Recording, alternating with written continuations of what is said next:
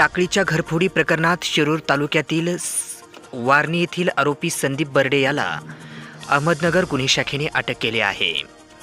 शिरूर कासार तालुक्याच्या सीमेवर असणारे गाव टाकळी या ठिकाणी दिनांक 13 मार्च रोजी बाबासाहेब ढाकणे यांच्या घरी रात्री 1:30 वाजता दरोडा टाकला होता.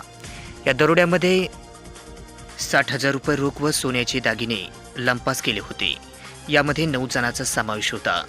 याचा मुख्य आरोपी म्हणजे शिरूर कासार तालुक्यातील वारणी येथील संदीप बर्डे याला अहमदनगर गुन्हे शाखेने शनिवार दिनांक 16 मार्च रोजी शिरूर कासार ते पाथर्डी महामार्गावर आरोपीला अटक केली आहे.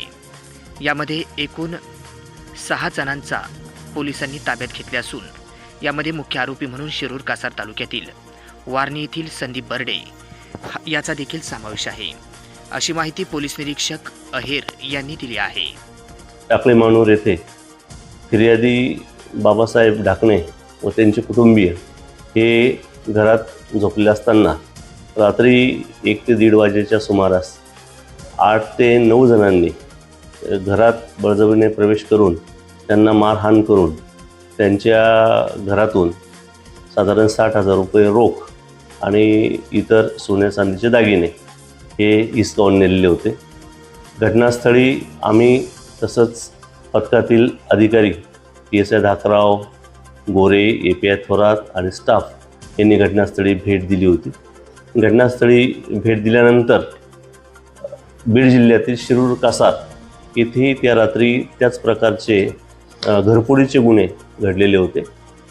आरोपींवरती लक्ष केंद्रित केलं असता संदीप बर्डे राहणार वारणी तालुका शिरूर कासार जिल्हा बीड हा आणि याचे साथीदारांनी हे मिळून गुन्हे केले असावेत असा संशय बळावला होता. त्याप्रमाणे त्याच्यावरती आणि त्याच्या साथीदारांवरती लक्ष केंद्रित केलेलं होतं, अशी माहिती पोलीस निरीक्षक अहेर यांनी दिली आहे.